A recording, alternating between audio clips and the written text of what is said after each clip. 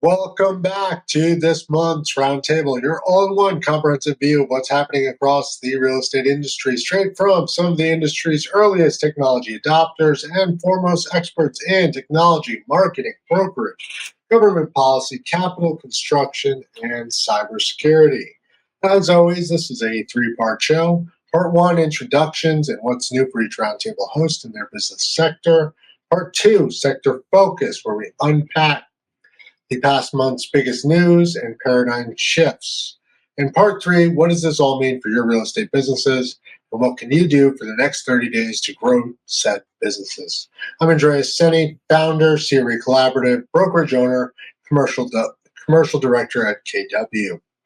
Joining me this month is none other than Saul Klein, Realtor Emeritus, data advocate, Futurist, original real estate internet evangelist, executive editor, Realty Times Inc., and CEO, San Diego MLS. Saul, welcome back here in 2025.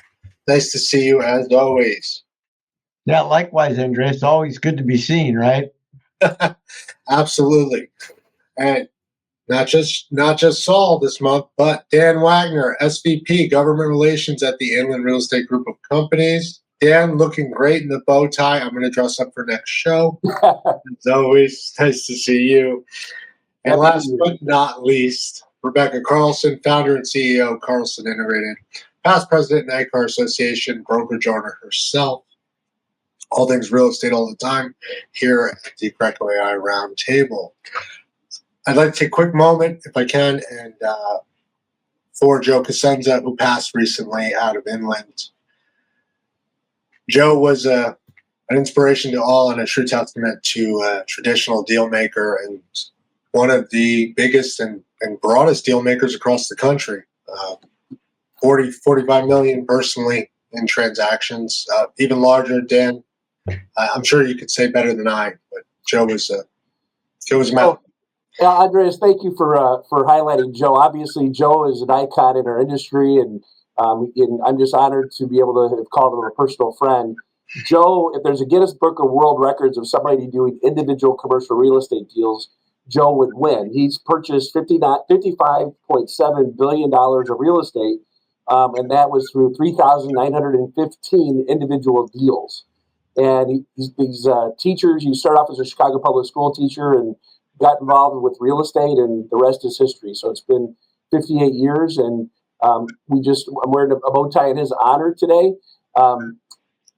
We just are so grateful to have had Joe for so long to be a founder and leader of Inland, and thank you for recognizing him.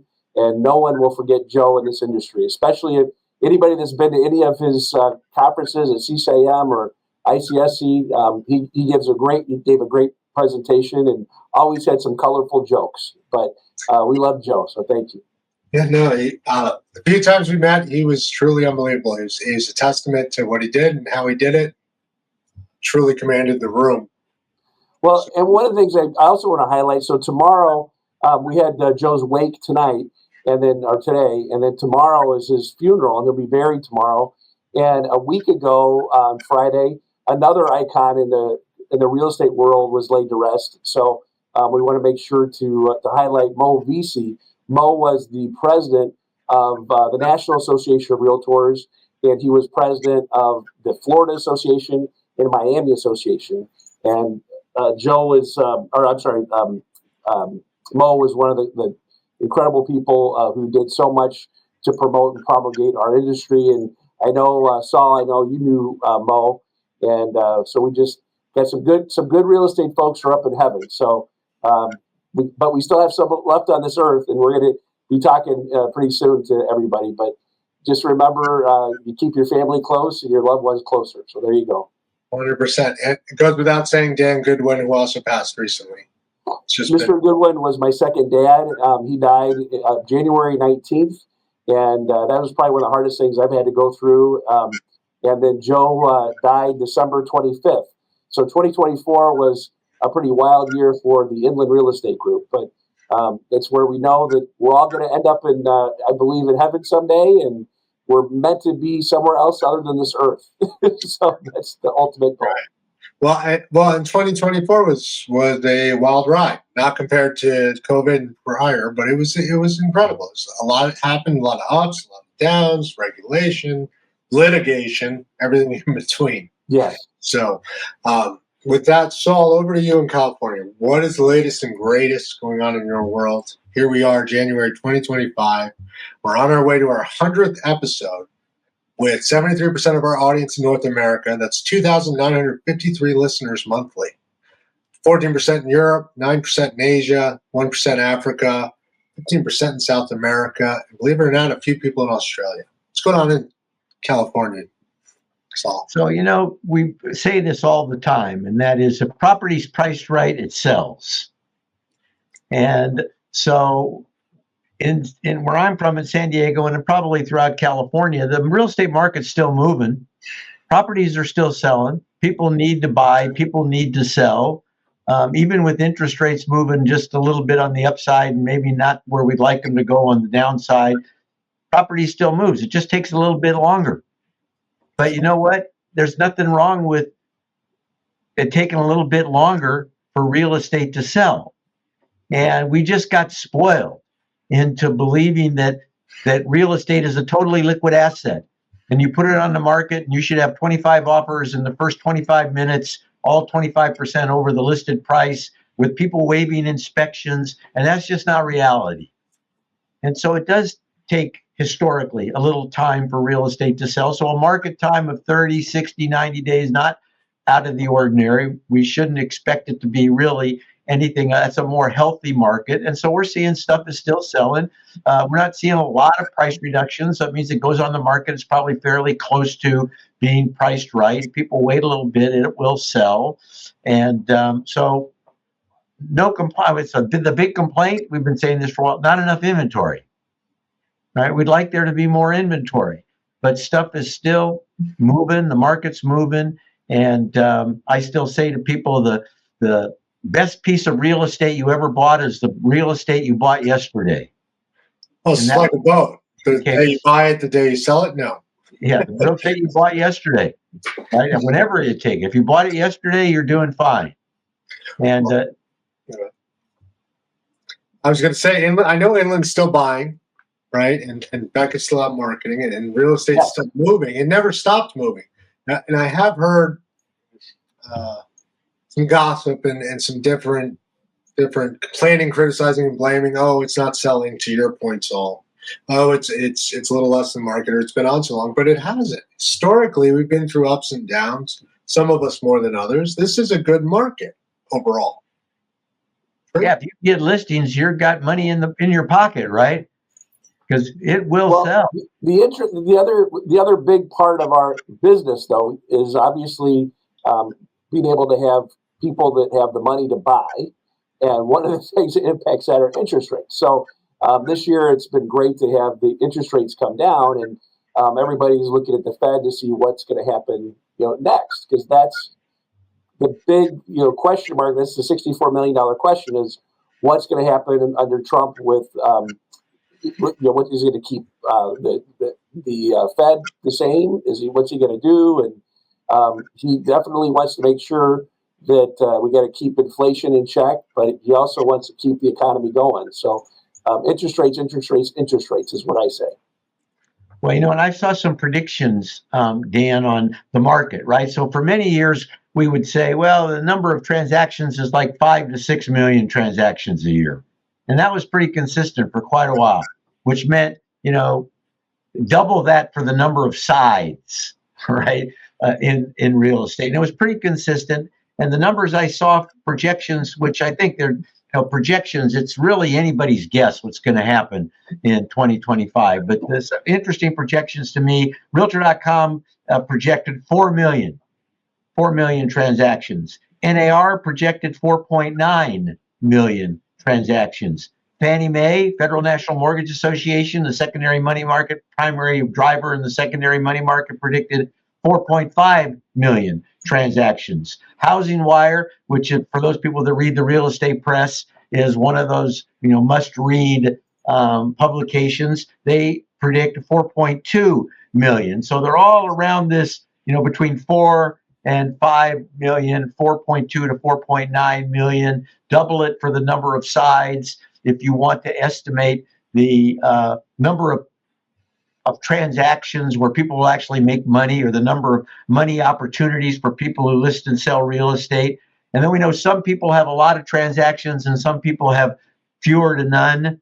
And kind of interesting, when you look at multiple listing services over the year, it's not been uncommon to have 50% or more of the people that belong to multiple listing services have 0 transactions. Right. And that's why when people say to me, oh, the membership's going to fall off, oh, people are going to get out of the MLS. So I say, well, half of them don't sell anything anyway. Right. So I think that a lot of times when people talk to us about the fact that we're going to have this great fall off in MLS participation, it's not based on the facts that a lot of them, in many cases, the majority don't sell anything anyway. And then also keep in mind that, well, we look at the numbers, we'll look at the NAR numbers like in January or February, and there probably will be some drop off. But then what will happen is over the course of the year, people get into real estate.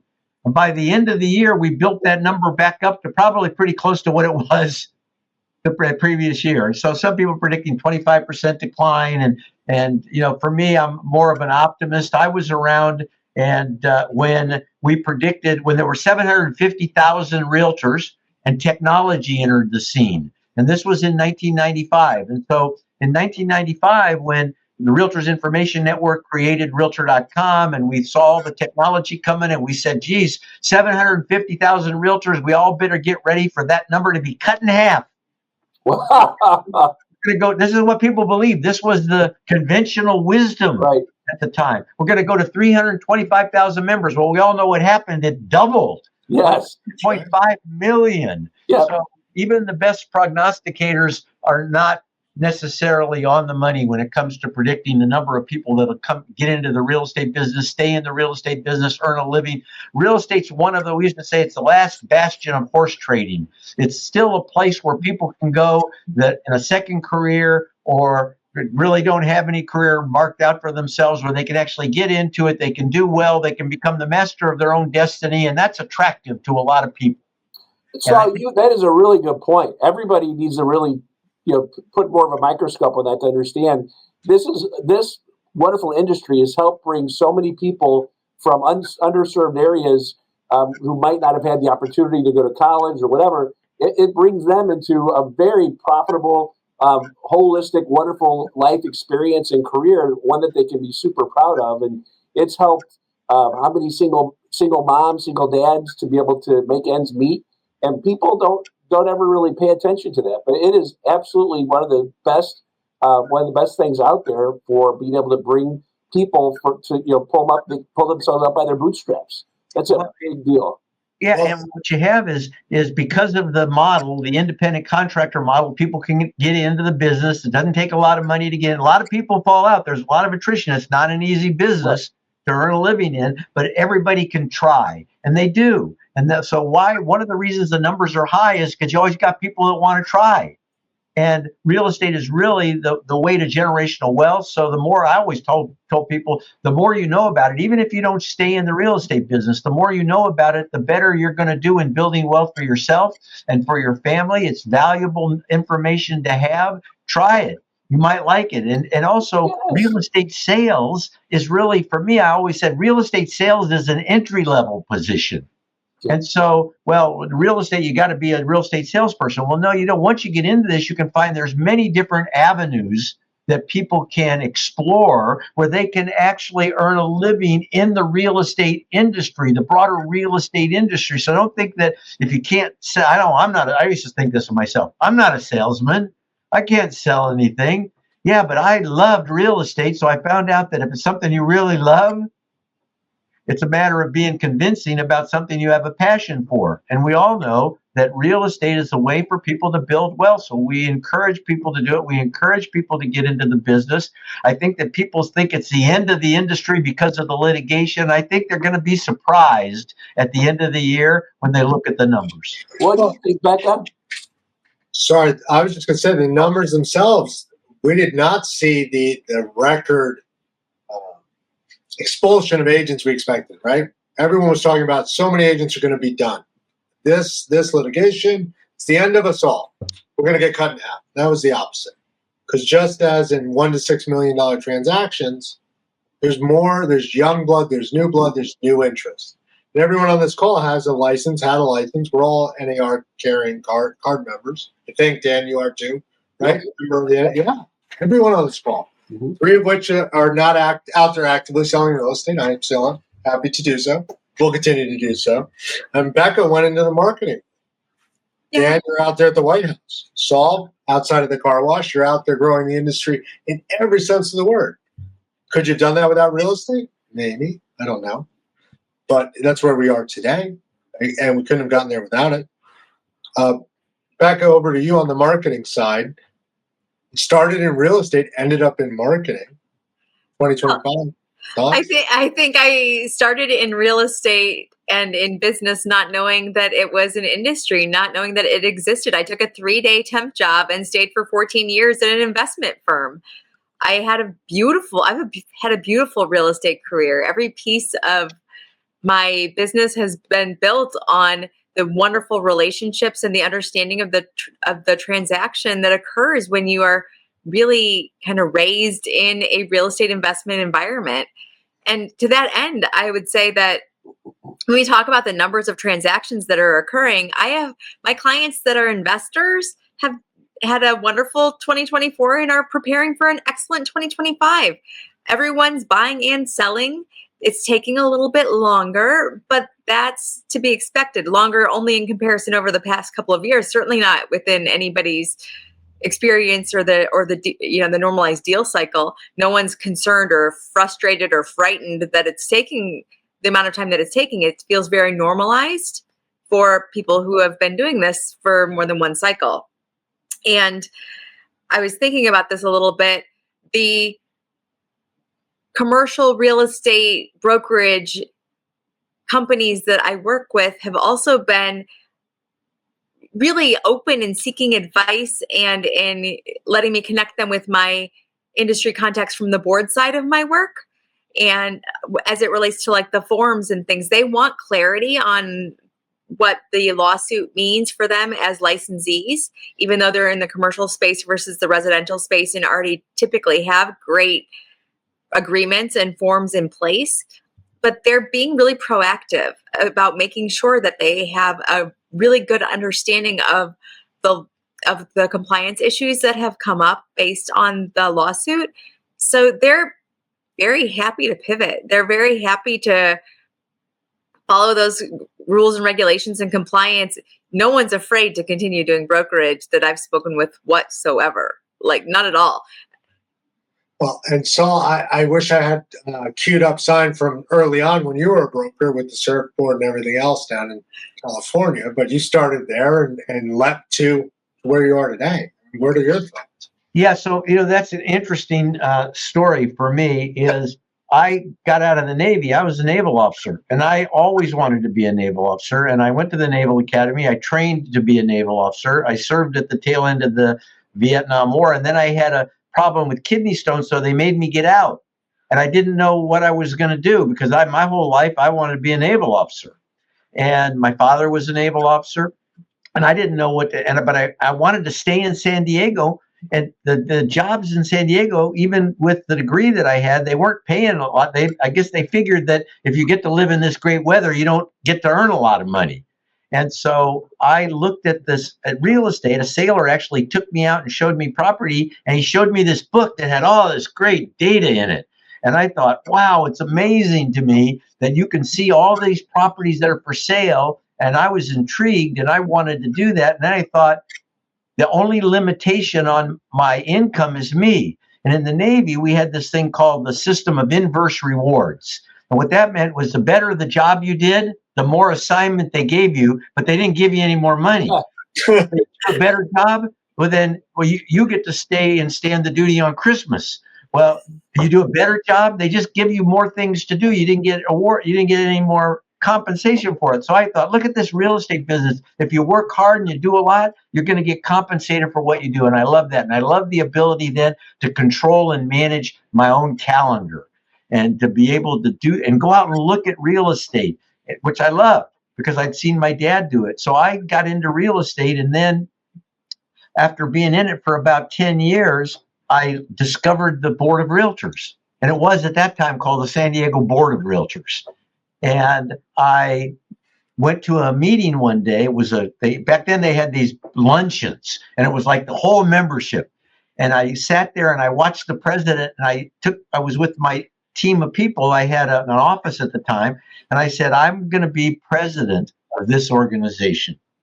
And it took me about 4 years to get in and become a director and run for office and become the president. And then when I was the president, I said to my executive officer, Walt Bukowski, who's now the executive officer of the San Francisco Association of Realtors, I'm going to work this because it's going to help my business. And I'm going to do everything I can to reach out and to bring more people in, but it's also going to end up helping my business. And from there, I've met people from all over the country. I got involved with the California Association of Realtors and the National Association of Realtors, and I got on committees, and eventually I even got to chair forums and got to meet the presidents of NAR. I mentioned Mo Visi, and got to did I ever think I would actually someday meet these people that were the presidents of the National Association of Realtors. And then I got the opportunity to meet with the people that created the Realtors Information Network, and that was bringing technology to the industry. And then NAR hired me as a consultant to figure out ways that technology could be utilized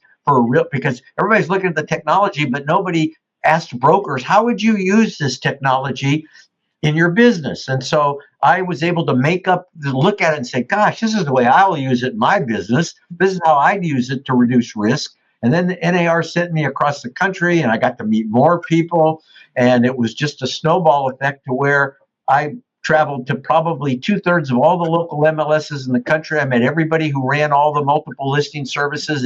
It changed my career. We went from listing and selling real estate and property management and real estate syndication and financial planning and tax preparation to where I created a technology company, and we were creating technology solutions for realtors. And that led to being a CEO of a big software company. And that led to being bought out by another company and retiring and staying retired for about 10 years. And then that led to the MLS in San Diego calling me up and saying, we'd like you to come back down here for a couple of years and help us with the MLS. So, no, it's amazing for me, the opportunities that have been opened up because I decided to participate, because I volunteered at my local association of realtors, and the future it led me into. And I have no complaints. You're singing from my hymn book, Saul. I absolutely love that. I got to tell you, I was in the political world, and Mr. Goodwin, who loved the political world, got me out of it after I had triplets plus one. I had Irish quadruplets. And my master's is in political science. And he's like, I'm going to retrain you. And I said, what do you mean? He's like, you're going to learn this industry. So I had to get my real estate broker's license, my Series 7 and 63 licenses, which I tell everybody, there's a God when Dan Wagner passed the Series 7 on the first try. My insurance license, I took accounting 101. But one of the things he did is that he believes in the three-way agreement. He believes in the model that exists. And so with NAR. And so I became I got involved with the Northern Illinois Commercial Association of Realtors, then the Chicago Association of Realtors, and I became the president of Chicago. And then I became the treasurer and president-elect of the Illinois Realtors. And at the same time, Tom Salomon made me a commercial liaison, which is, if anybody ever has that opportunity to be a liaison, it's just wonderful. But these different committees and things for NAR have just been so perfect for our industry. And the power of NAR is from, we're one of the largest privately owned commercial real estate companies involved with NAR. And it's so interesting to be part of the industry of securitizing real estate, that the real big kahuna in Washington is the National Association of Realtors. And my boss was so smart to identify that, and he wants to make sure that we actually aren't going to be just riding the coattails of NAR. We want to make sure to be a part of it. And so he was a Hall of Famer for NAR. I'm a Hall of Famer for RPAC. And, donating to RPAC every year by $1,000 plus my $2,000 President's Circle. The RPAC process is just so important for our industry. It's the best investment anybody could ever make. And I'm very grateful for the opportunity. My name's actually etched on the top of the NAR building for my first Hall of Fame is 25,000, and I'm hoping to get a second one to hit 50,000 in a couple of years. So I had to put a plug in for that too. Well, I tell you, Dan, I hit the $50,000 level a couple of years back, and so I got my name on the plaque. But you know what? It's not such a big deal for me because I've been doing it for so long.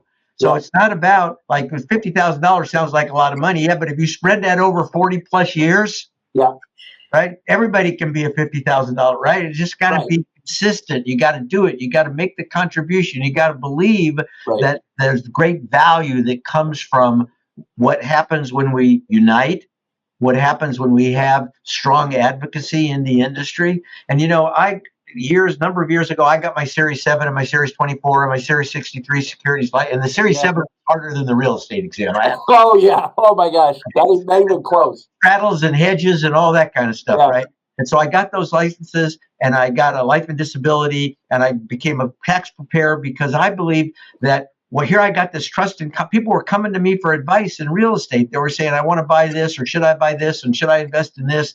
And I'm thinking, I only can sell real estate every 5 to 8 years. I need something that I can sell people every year. And so I became a tax preparer. And at the time, like now, the industry was changing. And I actually believed that the industry would take a turn and become more like the financial planning model. So I had a number of agents. I made them get all the same licenses. But the idea was, because if you remember at the time, Metropolitan Life Insurance Company bought Century 21. Oh, that's right. Prudential bought and Merrill Lynch, which was a big brokerage firm, securities brokerage firm. Merrill Lynch got into it. So it looked like all of the financial marketplace was getting into real estate, and we were all worried about that. Then we got worried about banks and real estate. Remember that piece? Yeah. And so I thought, the future, if I'm going to compete against all these big entities, I better pivot. I better be able to sell more than just real estate. I better be the tax preparer. I better be able to put them into IRAs and retirement plans. I ought to be into real estate syndicate. I ought to be able to do all these things. I needed to be multi-licensed to be able to do that. Now, as it turned out, the industry didn't really grow out that way. Right. And those companies divested of their real estate companies over time. But it left me then with the financial planning. I became a certified financial planner. And so now I've got real estate. I'm doing tax returns. I'm selling stocks and bonds and mutual funds. I'm investing people in limited partnerships, public placements, private placements, real estate investment trusts. And it all goes to this conversation about real estate as an industry. It's not just about listing and selling homes. That's a big piece of it, but it's not the only piece of it. Well, it goes back to network is your net worth, right? I joke with my clients all the time. My job is herding cats, but I know which cats to herd, and I help get them there along the value chain to make those transactions happen. Well, and it's important that we let people know, because Saul, you should be talking at your universities in California. I go back and I love going to my alma mater, Illinois State, and I speak to the political science classes. And one of the things that blows their mind is I say, I have my master's in political science, but one of the most important things you guys can do is go get your real estate broker's license. And they look at me like I got, 4 heads on, like, what are you talking about? And I try to highlight that this is a real world stuff. I said, I don't sell real estate. Dan Wagner, I have my real estate license since 2004, but I have not sold. Dan Wagner's ever sold real estate. What I do is I do referrals. And so if you do referral business, it's a wonderful way to make, for me, it makes an extra $10,000 or $15,000 a year, which is a great family vacation somewhere. And that's how I, usually pay for a family vacation. And the kids in school need to learn that you go to college, and one of the things you have to do is make money. And this is a good thing to be able to proselytize to anybody that in college. Go get your real estate license, because you just don't know what you don't know. To be able to just give a referral and you're able to make additional revenue off that, that's a total another sideline thing that nobody thinks about in college. Well, it's not just the referrals, it's the basic understanding of home ownership. Yes. We don't teach that in college either. They don't. A license will, Right. let alone a commercial training and so forth. But marketing has to do better on both fronts, and why we need to do both those things in college and otherwise. But Becca's too busy finding great investments for her clients. Pivot here, 2025. Here we are, and Dan, I have a question for you in England on this one. San Diego's doing well. The country's doing well. We're in a pro-development administration now. Things are looking up all around. I can't tell you how many announcements I've seen just in the last week for development in Connecticut alone. What's going on the development side, the marketing side, the investment side for you? And then over to inland, because I do want to know if inland's still buying. Times are changing. Then over to San Diego and north. Becca. So that was a very descriptive question. I'm not sure I caught all of the components of it, quite frankly. I'm not actually sure it was actually a question, Andreas. I might. Question. Hold up. The English student in me has some questions about how we would diagram that particular sentence. But it has been very busy from the marketing side, and when you pull in some of that conversation about, and we've talked about it so many times before, and we talked about mentoring and volunteering. Dan and Saul just talked about getting involved. Those are all pinnacle aspects of what we can and should be planning for 2025 that really build our business's success. Getting involved, finding ways to volunteer, finding ways to be mentored or to be a mentor are really important and critical aspects. And not everybody has their entire 2025 plan written down. But hopefully, as a company, we finished 2024 very strong. It was our 7th consecutive year of year-over-year growth, which was very exciting. And on the brokerage side, we had a number of transactions close last year that made for just a little bit of drama around the end of the year and checks and wires and that sort of thing. But all of that really to say that positioning yourself, taking a minute to celebrate 2024 and positioning yourself for 2025 is of supreme importance. And to the extent that you can do that in a way that gets you involved and being generous with your time and your resources to things that really, really matter, including RPAC, including active in your local association, if you're in that Realtor world, or in other associations and organizations that are working to make a difference. Those pieces are what can build your success within this year. I love Dan's story about his poli-sci degree, because my degree is in political science also, and I had no idea that commercial real estate was an option. And what we've all discovered is it's not just an option, it's a beautiful career that can be made. And I'm so inspired, Dan. I have to see if I can go back and talk to some of the students. Absolutely. Where did you go? I went to Aurora University. Oh, yeah, you should. So I would love to go back and talk to the students. And even we have some career days in high school, like in our local high school, which has a great tech campus, where I know that they're with College of Lake County, where I know that they're not talking about real estate, but that's another place that I could go and talk about all of the amazing career options that come into play. And I think that there's a general inquisitiveness among commercial real estate practitioners, because for many of us, this wasn't our first career or our planned path. And that general inquisitiveness is what positioned each of you to pursue those additional licensing opportunities. It's what pushed me into thinking, wow, maybe I could help more than one company. Maybe I could help like a lot of companies, and maybe I could build a team, and maybe I could have a whole team of people that helps people with their marketing. Like, those are the things that general ability to continue learning and to never stop learning is so important. And I do think that the learning that we have changes and evolves along with administration, because the things that impact our learning and impact our business are often political in nature. And I know that there are a lot of changes that are going to be coming along, coming down the pike as we switch administrations. I'm thinking, Dan, probably you have some insight into that. Yes, thank you. I think that's what Saul wanted me, or Andreas wanted me to go into next. So that was you teed me up perfectly, Becca. Is that good, Andreas? Should I get into that now? Yeah. Okay. So I got to do a couple of things. One, to let you know that I am not going to talk Republican. I'm not going to talk Democrat. I'm going to talk the Realtor Party. So so that means we're talking about pragmatic business discussions. We're not talking about elephants and donkeys. Okay, so that's important to acknowledge.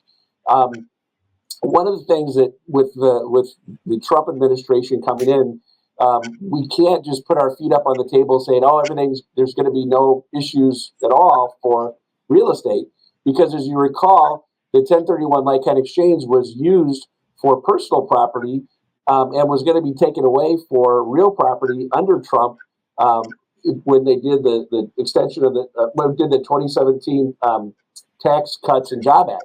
So if you remember, the Republicans actually were looking at getting rid of the 1031 because they wanted to do 100% expensing for real estate. We were able to change that with the coalition of NAR, and the list goes on. But we were able to keep it for real property, but the 1031 is done for personal property. So we have what's going to happen now is that as of January 1st of 2026. If there's not an extension to the 2017 Tax Cuts and Jobs Act, then all of a sudden we go back 10 years and we go back to how everything was. So that's going to be the big question right now in Washington is that which things going to do first? Because as you recall, everything is so close in regards to the House is at the most razor thin margin for Republicans since World War I. And everything's very close in the Senate. And so to pass anything of substance in the Senate, you have to have 60 votes. It's called the filibuster rule. And since they don't have 60 votes for the Republicans, they have 53, there's no way you're going to get to 60. So they do a thing called reconciliation, which means that you can go out in a 10-year process and you can pass the laws related to the budget and reconcile the budget, and it goes out 10 years. So there's some significant issues because with the January 1st of 2026 deadline coming, and it's important for us to realize it. A real important issue is the 199A tax deduction, which is passed through because 99% of small businesses use that, and it's a really, really big deal. And if they don't pass this reconciliation by then, that goes away. And that's going to cause businesses to have to come up with a lot of money. Now, the big question is that the House Ways and Means Committee is where all tax law comes from first. So Jason Smith, who's from Missouri, is the chair of the House Ways and Means Committee. And he wants to remind everybody that it's better to possibly do reconciliation for tax so we can get that done before anything else. Well, the Senate now is going to be run by Senator Thune.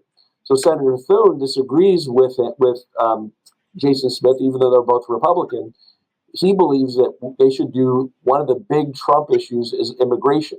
So there's like this non-tax reconciliation that they would like to do where they would be able to deal with some policy area issues that future President Trump has been promoting. So internally, the Republicans are trying to figure out what should they do.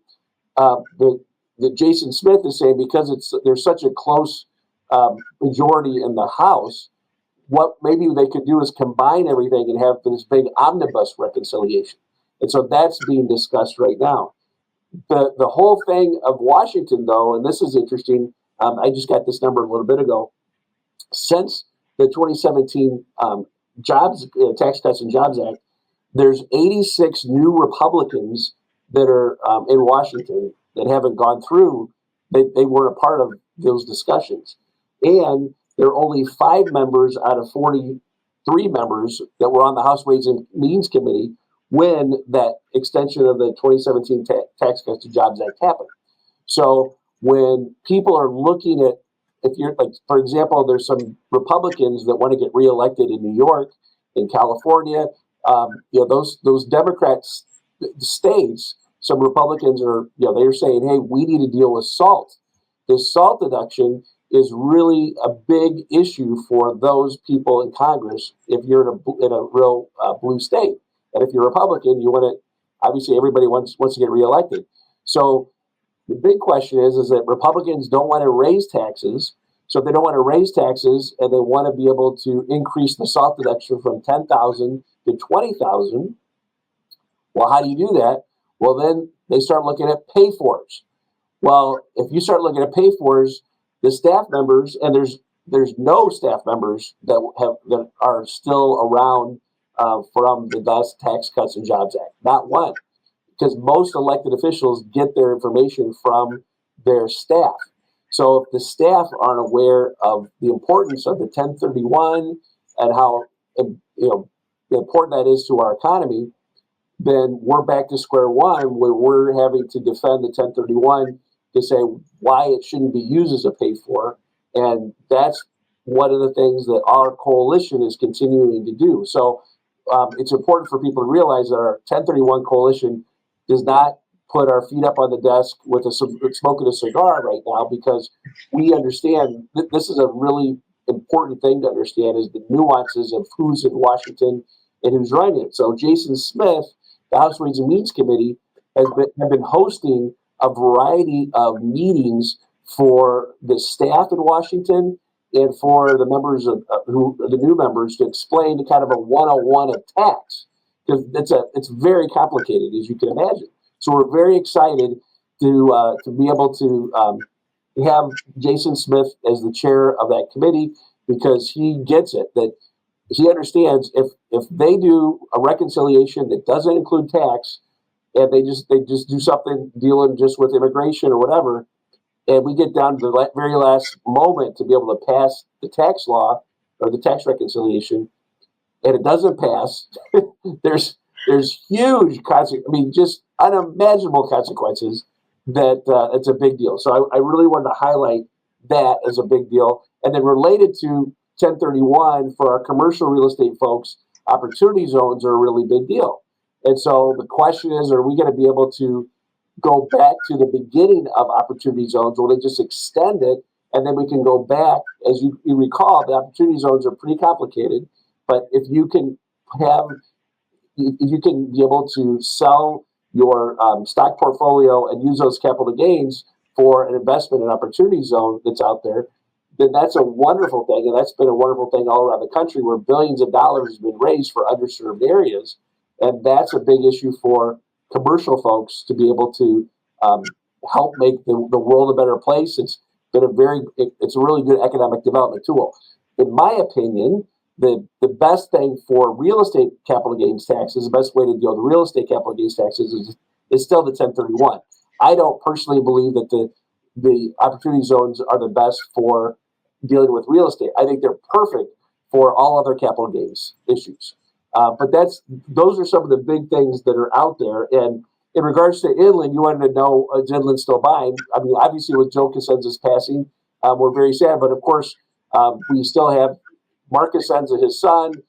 We have Matt Tice, some really incredible leaders in our acquisitions division that are going to be they're going to be running the show, and we are out there buying all the time. So yes, we are absolutely buying. Inland, I can't, because of my securities license, my compliance department would kill me if I went into all of our specific deals that Inland has available right now. I'm legally not able to do that, because there could be non-accredited investors that are listening to us right now, and I would be breaking the law by going into in depth of what things Inland's buying for what product that we're selling. So, but I can tell you that yes, Inland is absolutely buying. We are in self-storage in a big way. We purchased Devon. It's a self-storage company where we're managing self-storage. But we love buying student housing. We love senior housing. apartments. That's our thing. We're not into the office per se. It's still at this moment. That's obviously a very interesting place, but we are looking at possibly retrofitting things, as everyone is. It's very expensive to retrofit a big office building for apartments or condos because of the plumbing issues related to it. But those are big issues for us, and we're looking at self-storage through old Kmart buildings, so we're repurposing stuff. We're doing opportunity zones. And obviously, one of the big parts of inland is the Delaware Statutory Trust 1031 like-kind exchange. And we have an incredible, I can let you know, our track record is absolutely one of the best in the industry. We started the industry, and we're out there working hard. So I've been taking all of the time the last 15 minutes, so I will stop talking. But Dan, you juxtaposed 1031 and SALT. Could you define SALT for everybody? Because a lot of people probably aren't familiar with that. Oh, that's a really good point. That's the what you're able to do for the deduction of your taxes, your state, your tax bill. How you can do mortgage interest deduction is it's $10,000. It's capped at $10,000. So I forgot. So thank you for bringing that up. A lot of people don't know what that is, but that is a big deal for. Especially in blue states, that's a huge deal because of the tax burden that people have. In Illinois, our taxes are way beyond, I'll tell you, for our house is way beyond $10,000 for my taxes. And that's the same way in New York and California. And so those are really big issues. So I would imagine you pay more than $10,000 in your property taxes. No, you don't even want to know. No.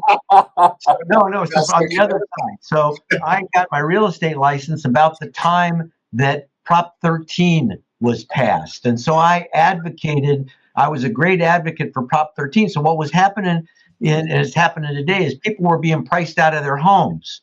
And they couldn't afford the taxes on their homes because the taxes were based on the value of the homes, and the values were going up like crazy. And so people were being forced to sell their homes. And so there was a tax revolt in California. And this tax revolt was amazingly successful. It's something like 77% of the voters voted in favor of Proposition 13, which limited your property taxes to 1% of the value of the home in like 1981 or something, right? 1978. Yeah, 1%. Now, my wife and I live in the same house that she purchased in 1967, and so it was for $19,000. And so now we've made improvements over the years, and so our taxes have gone up, but we're still under Proposition 13. Wow! Wow! We're paying for our home maybe in the neighborhood of $1,000 a year.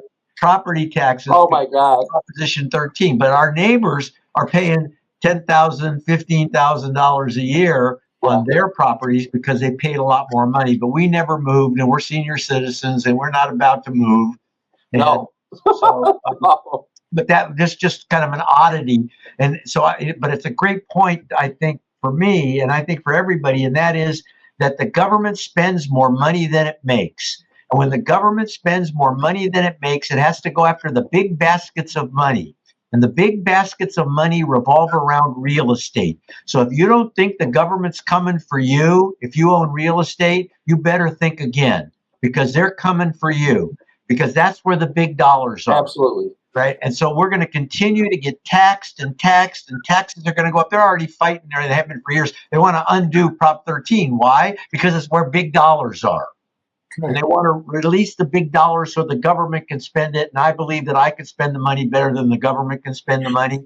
And it's one of the reasons I'm such an advocate for the National Association of Realtors and legislative advocacy for private property rights. Amen. Nobody looks out for private property rights like the National Association of Realtors. And so this is one of my favorite lines. Under all is the land. Under all is the land. Upon its wise utilization and widely allocated ownership depend the survival and growth of free institutions and of our civilization. That the good things we have in this country are based in large part on the ability for people to own real estate. It helps you build wealth. It's the greatest tool for building wealth. We don't teach people enough about it. We don't teach people what realtors really stand for. And what we stand for is under all is the land. We stand for private property rights. We know that private property rights lead to a free society, lead to opportunity for everybody. Now, with that comes certain obligations, that we treat the land properly, that we have healthful environments. If you haven't read the preamble to the Code of Ethics of the National Association of Realtors lately, let's start out 2025 by reading the I preamble. love you, Saul. I love that. Oh my God, I want to give you a hug. That was this. You got to like promote this portion of it everywhere. This is great. That was He wonderful. did. He crossed the country promoting this, and then had to inland here with the DST, because without the 1031 exchange, where would we be? We'd be stuck with property we can't improve, we can't trade, and we would keep people unemployed. It all rolls back into the same cycle. Sure. Well, and what's the other parts that are really cool about what Saul said is that you have all these other aspects of what we do, where we have people that are becoming just so professional in our industry. So you have, you want to become a Green Beret of commercial real estate, go to CCIM, get your CCIM, and that will be incredible. You want to understand how to sell land. Oh my God, the Realtors Land Institute. I'm a member of the Realtors Land Institute, and they are just rock stars. The knowledge that those people have of the industry is incredible. You want to get to understanding how you manage commercial real estate, IREM. You want to get to understanding how to manage office, SIOR. I mean, so much aspects of learning and knowing and knowledge is a big deal. But the key of all the real estate stuff is what Saul said. Under all is the land, and everything is about private property rights. That is the American pie, flag, fireworks. Everything what this country is about is private property rights. And for people to think that the government leaders aren't looking to take away those rights, oh my gosh, you're in California. Saw how many people that own a mom and pop apartment building now they can't. Can they control who they rent to? Can they control if they can kick somebody out? Can they? Sometimes there's all of a sudden a moratorium that they can't charge extra for rent. They try to do rent control. I mean, all these things. You have the realtor associations at the local, state, national level that are the only ones that are standing in the breach. Only ones standing in the breach to be able to fight for us, and that's so important. I can go through and explain how Inland has been benefited from our local, the NASBAR Association, North Shore Barrington Association in Illinois, where they saved us with a town that wanted to get $1 million. There was a town that wanted to try to get $1 million for rose bushes because the mayor likes rose bushes. And before we could sell our building, we had to come up with $1 million for rose bushes. And that local association staff contacted the recorder of deeds of Cook County and told them what this mayor was trying to do. And the recorder of deeds was able to call the mayor and say that's illegal. And so our sale was able to go through finally. But that wouldn't have happened if we didn't have that wonderful local, and then state and the national organization staff. I mean, our staff level people are phenomenal, and I'm so proud to know our staff at the local, state, national level. They have done so much for us, and the realtors are paying really high level salaries to get people with their law degrees, with MBAs. I mean, we have some really high notch people. And Saul's in the technology. Technology is everything for realtors too. So we could go on and on, but I love this show today. This has been great. Well, so we're already at the top of the hour, 5 minutes running by. A lot of experience on the show, a lot of different points of view, aspects, geography. What is the one lesson, the one takeaway, the one take back in your careers? What would you change? What would stay the same? Where would you guide the next generation over in the next month and in their career? Around the room, let's go for it. Obviously, 1031s are of great importance. But Saul, to you first. Done everything from property management to insurance and a bunch of other things. I did not know you did as a realtor.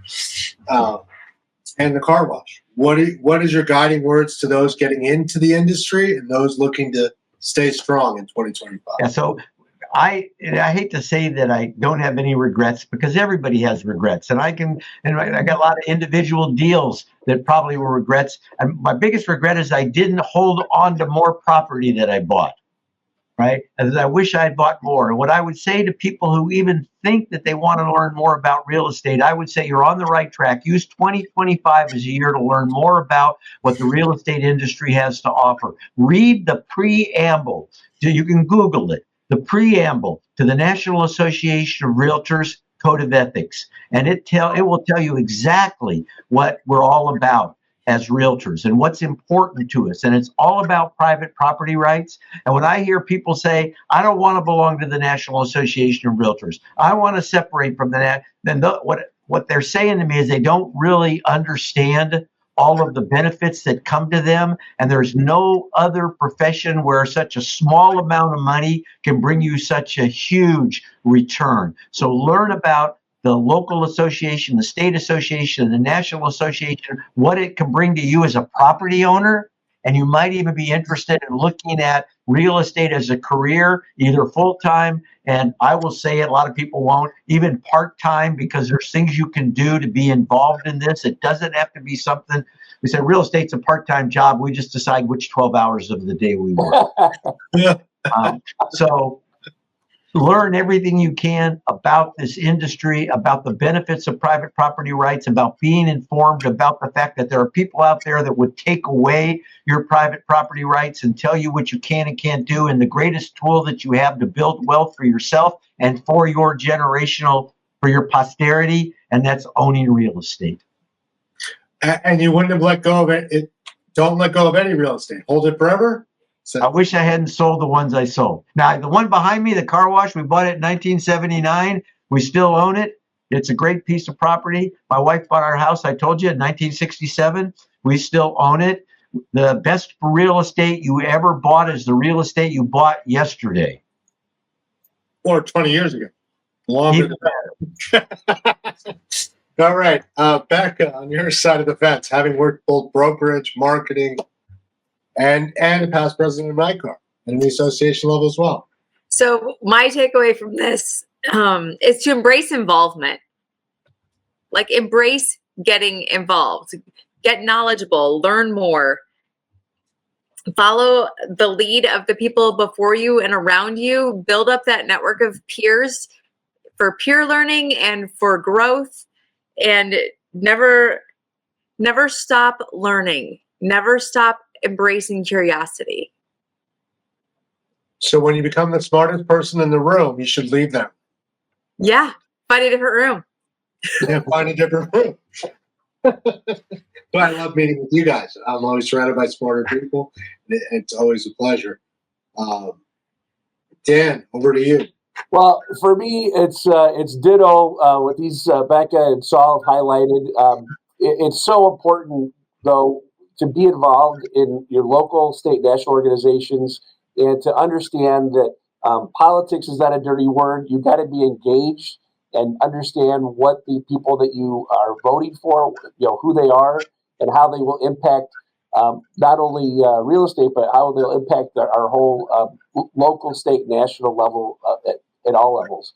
Because we are one election away from not having incredible private property rights. We have to work hard to keep our nation as great as it is, and we all, we love this place. And I don't know of a more patriotic organization than the National Association of Realtors. It is Democrats, Republicans, most bipartisan organization, and we all come together and lock arms with private property rights is a big deal. In regards to a regret, I don't have any regrets. I wish I would have met Dan Goodwin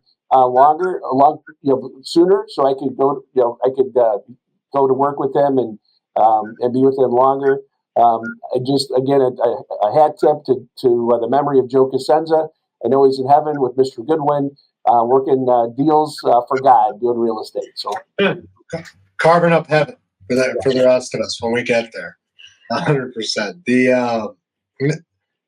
Echoing all of you, right? You can't have regrets without being where you are today. And I could not be in a happier place beside you here, and those that couldn't make it, Chris, Darren, Anna Maria, it has been such a great ride. It's going to be an even greater ride here in 2025. The AI buzz is subsiding in some cases, some not. But at the end of the day, what we hear every month is an ongoing theme is very simple.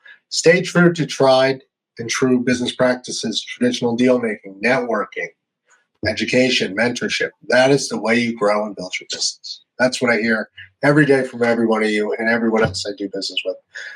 And it will continue that way. I want to thank our audience for always tuning in. I want to thank our show producer, Mr. Mendoza, for making us all look great, regardless of where we are and how we tune in. And I want to thank each of my co-hosts. It's been an incredible journey together. 100 episodes, December 2025 this year. 4,000 downloads in probably a month from now, hopefully, and a global audience. So thank you all. See you next month. Thank you for tuning in. Happy New Year. Happy New Year. Thanks for tuning in to the Real Estate Roundtable, powered by CRECo.ai, your source for the latest in real estate and technology. For past episodes, sector interviews, and more great content, follow us on all social media and YouTube at CRE Collaborative. You can also find us anywhere you listen to podcasts. Please like, subscribe, and share. It really does help. Thanks again for tuning in, and we'll see you at the next Real Estate Roundtable.